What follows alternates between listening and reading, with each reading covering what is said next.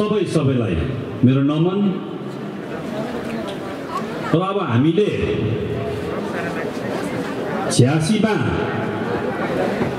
88 सालमा आफ्नो बलिदान दिएर आफ्नो जीवनलाई उत्सर्ग दिएर गोर्खाल्यान्डको निम्ति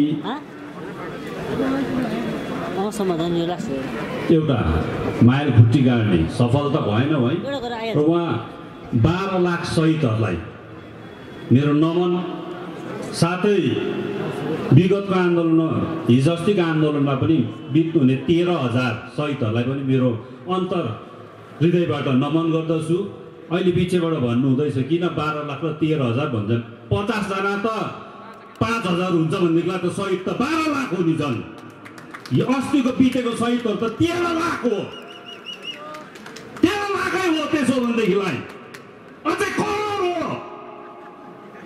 50 जना मान्छे विस्थापित मान्छे 5,000 हुन्छ भनेदेखिलाई त्यो त्यहाँ शहीद उत्सर्गको बलिदान गोर्खाल्यान्ड आन्दोलनको जुन ऊर्जा दिने स्रोत त लाखौँ करोडौँ हुनुपर्छ नि। अन्त त्यसैले गर्दा मैले भनेको त्यसैले शहीदहरू करोडौँ हो। आज एउटा व्यक्तिको विरोध गर्नु आएको होइन। अघि भने तपाईँहरूको सहभागिताले नै ऊर्जा दिन्छ होला। हिट लिस्टमा आउँदै होला नाम, किञ्चित पनि डर लाग्दैन। तर सही र गलत के हो? आमा बाबुले दुःख गरेर पढाएपछि अक्षर लिएपछि भोलिको दिनमा अफिस जा अथवा स्कुलमा टिचर हो, कुनै काम जा, अब राम्रो भइस पनि डक्टर इन्जिनियर हो, अनि गरी खा मात्र निम्ति होइन।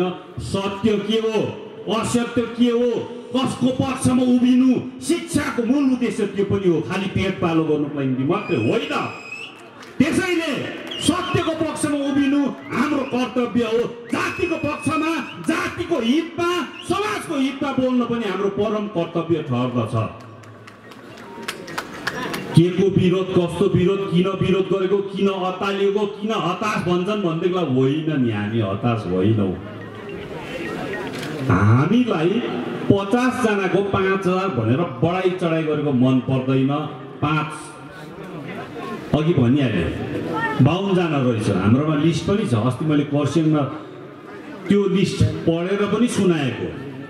त्यसमा एकजना व्यक्ति त हुँदै होइन विस्थापित, तर अर्को एकजना त पछिबाट सुन्न आएको त्यो पोस्ट अफिसको 6 लाख खाएर भागेको मान्छे रहेछ।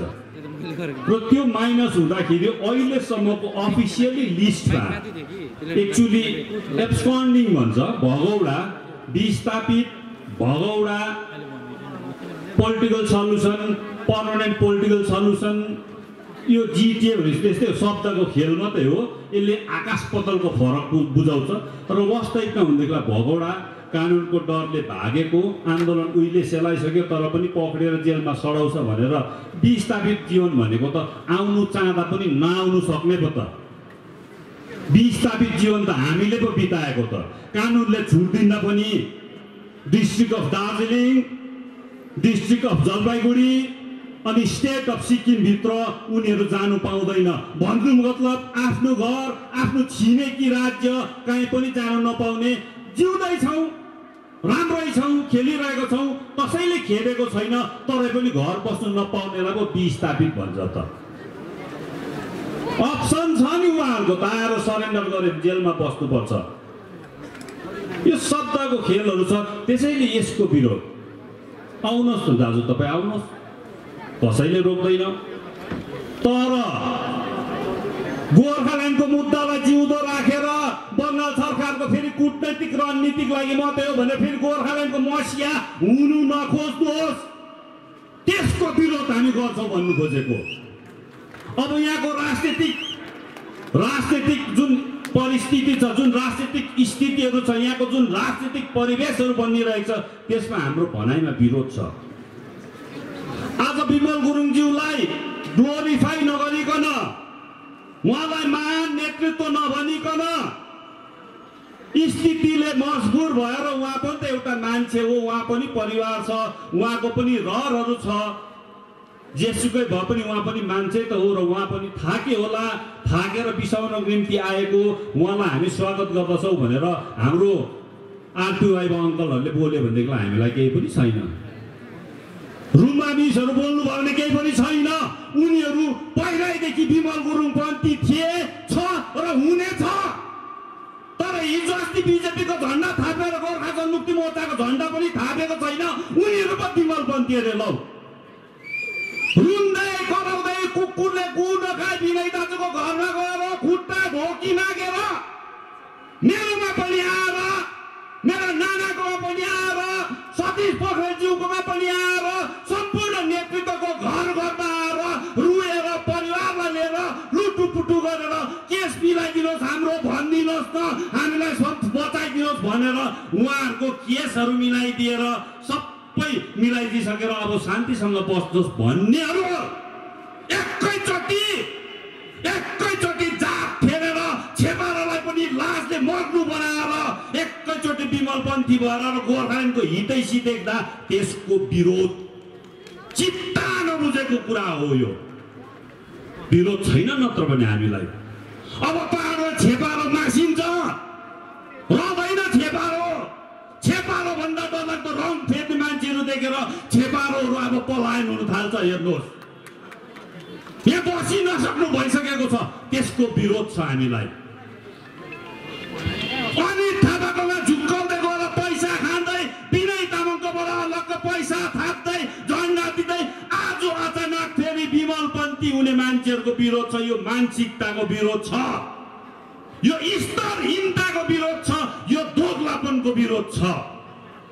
मान्छे हो, मान्छे जस्तो भएर बसौँ न, आफ्नो टेक लिएर बसौँ न। जता मल्कु त्यतै ढल्कु। ल ठिकै छ नि त, तिमीहरू गति छाड्यो अरे, तर गति छाडेको प्रदर्शन नगर। त्यो जनहितको कुरा आउँछ, जन सरोकारको कुरा आउँछ, त्यसमा हाम्रो विरोध छ। शान्ति र्याली भन्छौ, जिन्दाबाद र मुर्दाबाद भन्छ फेरि कतिले। शान्ति र्याली भन्छौ, होसियार भन्छौ। शान्ति र्याली पनि किसिम किसिमको हुन्छ। शान्ति र्याली कोही बेला अशान्त माहौलमा सबै समाज, जाति, यहाँको स्थान सम्पूर्ण हामी बसेको क्षेत्र नै प्रभावित भएर अशान्त भएको 2016-17 जस्तो त्यस्तो बेलाको शान्ति र्याली अर्कै हो। शान्तिको निम्ति लालायित बनेको मनहरू, अशान्तिले हताश भएकोहरू, युद्ध विभीषिका भनेको यहाँ कतिवटा त्यो प्रकारको त्रासित भएको मनहरूले अब शान्ति चाहिन्छ, हामीलाई शान्ति चाहियो, अशान्तिको माहौलमा बस्न सक्दैनौँ भने त्यो अशान्तिको माहौलले वाक्कै टिक्कै भएको व्यक्तिहरूले निकालेको शान्ति र्याली भिन्नै किसिमको हुन्छ। उनीहरूले शान्तिको निम्ति गिडगिडाइरहेको हुन्छ, शान्तिको निम्ति हात जोडिरहेको हुन्छ। तर हामीले भनेको चाहिँ शान्त माहौललाई अशान्त हुनु दिँदैनौँ भनेको र्याली हो। शान्त माहौलमा अशान्त गर्ने कुतत्वहरू तिमीहरू होसियार बस भन्नै पर्छ नि त। त्यसमा जिन्दाबाद र मुर्दाबादको कुरा आउँछ। शान्त राख्ने पक्ष, शान्तिको अपिल गर्ने पक्षको मान्छेलाई जिन्दाबाद भन्नै पर्छ। जसले अशान्ति सिर्जना हुँदैछ, जुन अशान्तिको सूत्रधारहरूलाई होसियार भन्नै पर्छ भोलिको शान्तिको निम्ति। त्यसैले यहाँ जिन्दाबाद र मुर्दाबाद होसियारको कुरा त आउँछ। ठाकरे राजनीतिमा छौँ। सायद हामी बङ्गाल सरकारको ठाकरामा झोलिएको काँक्रा हो भनेदेखिलाई उहाँहरू बिजेपीको ठाकरामा झोलिएको इस्कुस जस्तो थियो होला, तर त्यो ठाकरा पनि छोडी पठायो। ठाकरे राजनीतिमा छौँ। आज भन्छ हाम्रो पार्टीको, हाम्रो सिनियर लिडर्सहरूले पनि भन्छ, हाम्रो जनताले पनि भन्छ, हामीले बिजेपीलाई दोषाउँछौँ। बिजेपीलाई किन दोषाउनु? बिजेपीको के गल्ती छ यसमा? गोर्खाल्यान्ड नदिनुमा बिजेपीको के गल्ती छ लु भन्नुहोस्। बिजेपीको नेतृत्व कहिले आएर हामीलाई एन्ट्री देऊ, हामी तिमीहरूको मुद्दालाई अघि बढाइदिन्छौँ भनेको छ? कहिले भनेको छ? कहिले भन्यो? कोसँग भन्यो? होइन। हामी झुन्डिएको बिजेपीको लिडर्सहरूलाई गएर म पनि हो एकताका जाने, बिजेपीको बिजेपीको सेन्ट्रल लिडर्सहरूलाई गएर आलुवालियाज्यू एसएस आलुवालियाज्यू उहाँको घरतिर गएर तपाईँहरूले एउटा क्यान्डिडेट पठाइदिनुहोस् त हामीलाई हाम्रो मुद्दालाई साथ हुन्छ तपाईँहरूको जुन छत्र छायामा हामीले गोर्खाल्यान्डको माग्यो भनेदेखिलाई हाम्रो आशा हुन्छ तपाईँहरू सत्तामा आउनु भनेदेखिलाई अझै राम्रोसँग हाम्रो मागलाई टेक पुग्छ भनेर आफै मागेको त बिजेपी कहिले माग्थेन बिजेपीको त यहाँ एउटा युनिट त थिएन राजु विष्टको छाती समात्नु सक्नुपर्ने अमित शाहको छाती समातेर निचरेर हल्लाएर झकझकाएर हाम्रो माग खोइ भन्नु सक्नुपर्ने मोदीज्यूलाई झकझकाएर गोर्खाको सपना कहाँ है भन्नुपर्ने कि त ममता दिदी 2021 मा हाम्रो सीएम हेर्न चाहन्छु बिजेपीले हाम्रो मुद्दालाई पार नलाउने रहेछ म टिएमसी मा आबो भन्नुपर्ने कुन चाहिँ गर्नुपर्ने कुरा हो साधारण जनताले सोच्नु पर्ने कुरा छ टिएमसीले त झन् गोर्खाल्यान्ड होबेर भन्देर अझै केही कुरो भने चाहिँ कहाँ जाने त्यहाँबाट चाहिँ फेरि आरजेडी फेरि कङ्ग्रेस फेरि बीएसपी यसरी पार्टीको हन्टिङ गर्दै जाने अझै अपाइज राजनीतिलाई अझै अपाइज भनेर लास्टमा घिसिनु पनि नसक्ने बनाउने जातिको सम्मान र स्वाभिमानलाई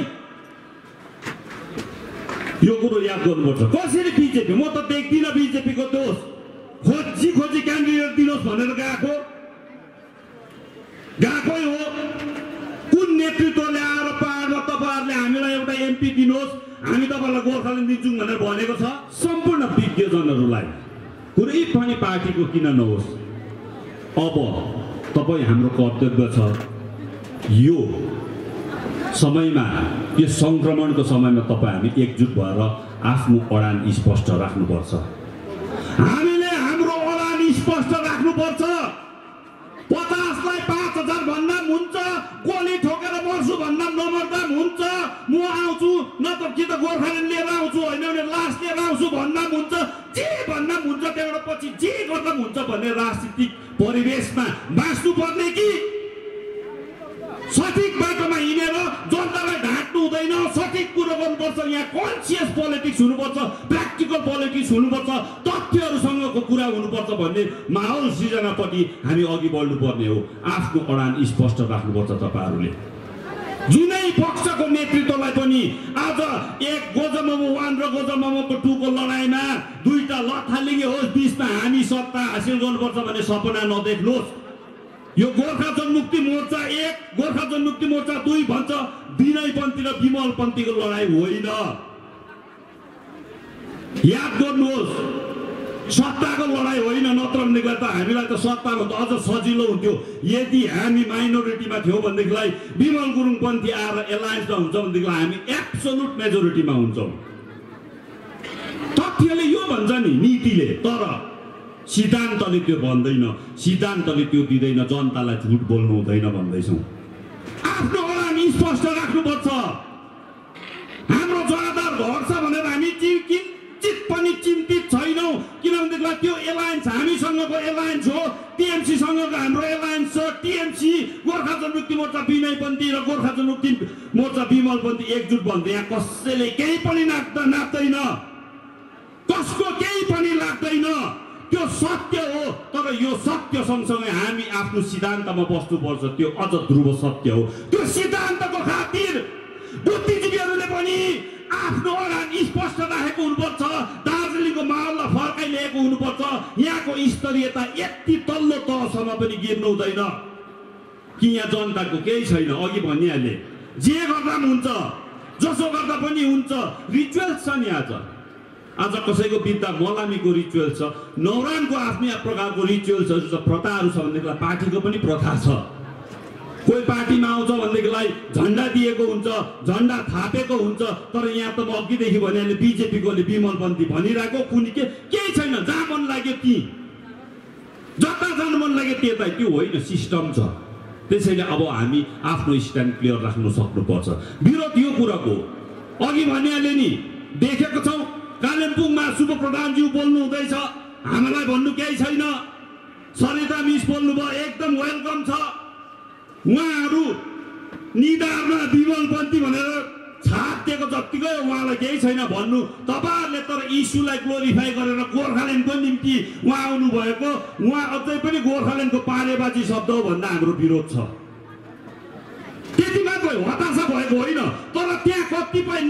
बोल्दा हाम्रो विरोध छ। हिजो अस्ति डेलोमा हिजो अस्ति भन्दैन जब सुरु भयो 17, 18, 17 तिर डेलोमा सँगै बात पारेका छौँ हामी दाजु। मैले गोलाई भन्दैछु तपाईँले हेर्नु हुँदैछ बुझ्नु भयो दाजु। तपाईँलाई भन्दा बेसी अर्कोलाई इम्पोर्टेन्स दियो भनेर चाहिँ तपाईँ त्यहाँ छोडेर जानुभएको। अब तपाईँले गोर्खाल्यान्ड पन्थीको कुरा नगर्नुहोस् दाजु, तपाईँको इगो ठुलो छ। त्यो इगो ठुलो हुने व्यक्तिको त्यो मानसिकताको विरोध हो हामीलाई। आज फेसबुकमा ठुल्ठुलो लेख्दैछ भाइहरूले, ठुल्ठुलो कुरा गर्दैछ, ठुल्ठुलो कुरा गर्दैछ। उहाँलाई समष्टिको युथ प्रेसिडेन्ट नदिएर नआएको, समष्टिलाई म आउँछु म समर्थन गर्छु मलाई युवा मोर्चाको प्रेसिडेन्टसिप दिनुपर्छ भन्दाखेरि त्यो अहिले हामी कमिटमेन्ट गर्नु सक्दैनौँ। तपाईँ आइहाल्नुहोस्, तपाईँको जुन यो समस्याहरू छ मिलाइहाल्नुहोस्, त्यहाँदेखि बसेर कुरा गरौँ न। प्रेसिडेन्ट बस्नुहुन्छ भने बस्नुहोस्, हामीलाई केही प्रब्लम छैन भन्दाखेरि समष्टिकोले मलाई गुल्चे गर्यो दाजु, समष्टिकोले केयर गरेन, अबदेखि म आउँदिनँ भनेको मेरोमै छ। यहाँ प्रुफ छ मेरोमा। यहाँ त्यस्तो धेरै नेताहरू छ जसले मलाई मेसेज गरेर किसिम किसिम भनेर राखेको छ, यहाँ छ। तर हामी व्यक्तिगत मान्छेको चरित्रको हनन गर्दैनौँ जबसम्म उसले हाम्रो चरित्रको हनन गरेको हुँदैन। त्यसैले गर्दा त्यो सेक्रेसी हामीसँगै छ। मेरोमा 24 सर्भिलेन्स क्यामेरा छ। अघि भने खुट्टामा आएर लुटुपुटु रुइका कराई गरेको भिडियोहरू सेफली फुटेज सेफ स्टोर गरेर राखेको छौँ। भोलि को हो भनेदेखिलाई त्यो पनि देखाएर हामी बताइदिन सक्छौँ। यो नीति मन पर्दैन। गोर्खाल्यान्ड मागी खाने भाँडो, गोर्खाल्यान्ड साधारण जनताको लागि हिरो हुने कुरो होइन। विमल गुरुङज्यूको व्यक्तिगत जीवनको कहिले पनि कुरा गरिन, त्यो उसको नितान्त व्यक्तिगत कुरो हो। उहाँको चरित्रको विषयमा पनि हामी कुरा गर्दैनौँ, त्यो उसको नितान्त व्यक्तिगत कुरोहरू हो। तर जुन जन सरकारको कुरा छ त्यसको विषयमा हामी निन्दा गर्न पाउँछौँ, हामी खण्डन गर्न पाउँछौँ। ममता ब्यानर्जीको खुट्टा परेको, ममता ब्यानर्जीजीको खुट्टामा लम्पसाप परेर खुट्टा चाप्नु परेको त्यो सार्वजनिक कुरा हो। त्यो सार्वजनिक कुराको खण्डन गर्न पाउँछौँ, त्यसको विरोध गर्न पाउँछौँ। त्यो जन सरकारको कुरा पनि हो। उसले को गरेर कस्तो खायो के लायो भन्नेपट्टि हामी छैनौँ। यो स्तरीयता हामीले जहिले तैले कायम राखेको छौँ। कसैको पनि व्यक्तिगत क्यारेक्टर एसेसिनेसन भन्छ त्यो गरेको छैनौँ। गोर्खाल्यान्ड त हरेक मुटुको ढुकढुकी हो। आज हाम्रो परिवारले त्याग गर्दा गोर्खाल्यान्ड हुन्छ भने गरौँ न। मैले हात गर्दा गर्दा गोर्खाल्यान्ड हुन्छ भनेदेखिलाई अहिले गरिदिन्छु, तर त्यसको ग्यारेन्टी लिएको हुनुपर्छ। गोर्खाल्यान्ड कसैको चुनाव जित्ने माध्यम हुनु हुँदैन, गोर्खाल्यान्ड कसैको मागी खाने भाँडो हुनु हुँदैन भनेर हामी बारम्बार भन्छौँ। फसाउँछ। मदन तामाङ हत्याकाण्ड त ज्वलन्त उदाहरण हो। त्यसपछिको कुरोमा आफू मात्रै बाँचेको अर्कै कुरा हो। किन विरोध छ? देखेको छौँ, नजिकबाट देखेको छौँ, नजिकबाट भोगेको छौँ। कलकत्ता हाइकोर्टमा फिरोज इदुल्ची भन्ने नामक एकजना लयर छ, तपाईँहरूले भेरिफाई गर्नुहोस्। फिरोज इदुल्ची भन्ने नामक लयर छ। त्यो लयरको नाम किन लिँदैछु भन्दाखेरि त्यो लयरलाई हाम्रो दिनेश गुरुङ दाजु, काइला दाजुले आफ्नो केसको निम्ति आफ्नै बलबुतामा मदन तामाङ केसमा पार्टीले भुपारेको रहेछ, अब हामीलाई निकाल्दैन रहेछ भनेर त्यो एउटा आफूलाई बोध भएर होइन, म मेरै बलबुतामा निक्लिन्छु, प्रथममा म गर्छु, त्यहाँदेखि तिमीहरू गर भन्दाखेरि यहाँ नगेन्द्र प्रधानजी हुनुहुन्छ, उहाँ हामी ठिकै छ त्यसो भने हामी आफ्नै बलबुतामा गरौँ, पार्टीले केही पनि गर्दैन भनेदेखिलाई हामी आफ्नो बलबुतामा जति पनि सक्छौँ सामर्थ्य छौँ उहाँहरूले मिलेर आफ्नै बलबुतामा लयर हायर गरेर हामी आफ्नो केस आफै लडौँ भनेर सल्लाह गर्यौँ। त्यो सल्लाह गर्दा पनि फिरोज इदुल्ची उहाँलाई यति बिगमा प्रेसराइज गरियो, यति बिगमा प्रेसराइज गरेर अन्तमा आएर काइला दाजुलाई भने मलाई एकदमै ज्यादा प्रेसर भयो बाहिरबाट, तपाईँको केस नलडिदिने, तपाईँको केस लड्दा मलाई पुरा समस्या हुने रहेछ, काइन्डली तपाईँको एडभान्स फर्काइदिन्छु, म तपाईँको केस लड्नु पाउँदिनँ भन्ने नीति हो। त्यो नीतिको विरोध गरेको हो हामीले। मुर्गा बनाइसकेको थियो।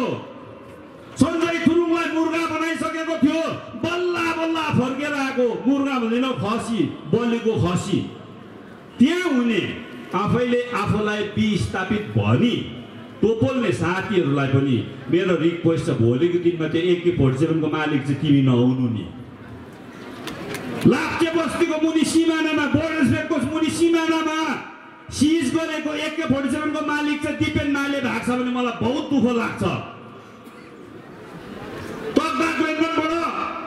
पछिबाट उद्धार गरिएको हात हतियारहरू भाटाकोबाट उद्धार गरेको हात हतियारहरू जेलटिनको मालिक प्रियवर्धन राई भएको छ भनेदेखिलाई त्यसको विरोध म गरेको हुन्छु साथी। अन्तर्हृदयबाट नै तिमीलाई मित्र ठानेको छु। त्यसैले पर्सनल कहीँ कन्ट्याक्ट छैन। यही सञ्चार माध्यमबाट म तपाईँलाई जनाउन चाहन्छु होसियार बस्नुहोस्। त्यसै मैले भन्नु खोजेको होइन। गोर्खा जनमुक्ति मोर्चाको नेतृत्वको हिसाबले त्योभन्दा पनि माथि गोर्खाल्यान्ड चाहने गोर्खाल्यान्डमा सँगै लड्ने साथीभाइहरूको दाजु भाइ काका बत्तिसको हिसाबले यदि विमल गुरुङज्यूलाई तपाईँले एक्सेप्ट गरेर उहाँको केस हटाउनुहुन्छ भनेदेखिलाई 2007 देखि उता लागेको सम्पूर्ण पोलिटिकल केसेसहरू तपाईँले विथड्र गरेको हुनुपर्छ। सबै केसेसहरू विथड्र गरेको हुनुपर्छ। विमल गुरुङले तिर्नु नलगाएर थाक परेको बत्तीको बिल पनि तपाईँले माफ गरिदिएको हुनुपर्छ। कसैले तिरेको छ भने त्यसको भरपाई गरिदिएको हुनुपर्छ। उहाँले स्ट्राइक गर्दा 105 दिनको जति क्षति भएको छ सरकारी अर्गामा उनीहरूले त पाइसक्नु भएको छ। यहाँको ड्राइभर दाजुभाइहरूको कति लाइसेन्सको कति रेजिस्ट्रेसनको पैसाहरू छ त्यो पनि तपाईँले माफ गरिदिएको हुनुपर्छ। यदि तपाईँले विमल गुरुङलाई माफ गरिदिनुहुन्छ भनेदेखिलाई जसले गर्दा यो सब दुःख पायो उसलाई माफ गरिदिनुहुन्छ भनेदेखिलाई दुःख पाउनेको जगमा माफ भएको हुनुपर्छ। एकदमै यो कुरो तपाईँले सुन्नुपर्छ। यहाँ इन्टेलिजेन्सको हुनुहुन्छ भनेदेखिलाई भनिदिनुहोस् यो माफ भएको हुनुपर्छ। यदि विमल गुरुङले माफी पाउँछ भनेदेखिलाई सबै जनताको ऋणहरू चुक्ता भएको हुनुपर्छ। आन्दोलनमा भोगेको क्षतिहरू क्षतिपूर्ति भएको हुनुपर्छ। हामी चाहन्छौँ बङ्गाल सरकारलाई यो कुरो पनि भन्नको निम्ति दार्जिलिङ गोर्खाहरूको किपट हो। यो किपट हुनेछ रहिरहनेछ। आज तपाईँ हाम्रो अनेकताले गर्दा एरे नत्थु खैरेहरूले पनि ठुल्ठुलो कुरा गर्नु थालेको छ। अब यो हुनु हुँदैन। तपाईँ हामी सबै एकजुट भएको हुनुपर्छ। अब दार्जिलिङको गरिमा फर्काउनु पर्छ। दाजुभाइ दिदीबहिनीहरू हो बौद्धिक जमात अघि आएको हुनुपर्छ। हाम्रो पक्षमा नलेख्नुहोस् भनेको छुइनँ। हाम्रो पक्षमा बोलिदिनुहोस् भनेको छुइनँ। सही र सत्यको पक्षमा उभिदिनुहोस् न प्लिज। यो रिक्वेस्ट छ तपाईँहरूलाई। रिक्वेस्ट छ यो रिक्वेस्ट छ तपाईँहरूलाई। सही र गलतको कुन चाहिँ छ छुट्टाइदिनुहोस् छुट्टाइदिनुहोस्। सहीको पक्षमा उभिदिनुहोस्। हामीलाई भोट हाल्नुहोस् भन्दैनौँ भोलिको दिनमा। त्यो चुनावको कुरा हो। त्यो त्यति बेला देखाइजाला। विशेष अर्को भाइले अघि भन्दै थियो यहाँ मिडियाकोहरू छ तपाईँले ऱ्यान्डमली कसैको पनि गोजी छानिदिनुहोस् प्लिज। रिक्वेस्ट छ। कतिवटा कुरो यस्तै भन्नु ऱ्यान्डमली चेक गरिदिनुहोस्। यहाँ गोजी कोही भोलन्टियर सकेर अघि आइदिनुहोस्। किनभने अहिले भरे भन्छ फेरि 1500 रुपियाँ गोटा दिएको भनेर। नभए अहिले भन्छ 2000 रुपियाँ गोटामा ल्यायो भनेर। त्यसैले मिडियालाई भन्छु हाम्रो यहाँ सब सपोर्टर छ कसैको पनि चेक गर्नु सक्नुहुन्छ। अहिले अहिले पर भरेको चेक गरिदिनुहोस्। हाम्रो केही खानी छैन गोजीमा छ कि छैन। नत्र भने फेरि 1500 1000 यो भन्छ। त्यसैले गर्दा यहाँ तपाईँलाई च्यालेन्ज छ। तपाईँले यो कुरो छ भने कसैको पनि चेक गर्नु सक्नुहुन्छ। भाइहरू रेडी छ छान्नुहोस् हाम्रो भनेर। र सही र गलतलाई सठिक ढङ्गमा केलाउनु सक्नुपर्छ। नीतिको लडाइँ गरौँ तथ्यको लडाइँ गरौँ। हावा बगम फुसेको कुरा नगरौँ। अप्टिक्सको लडाइँ नगरौँ। प्रोपोगेन्डाको लडाइँ नगरौँ।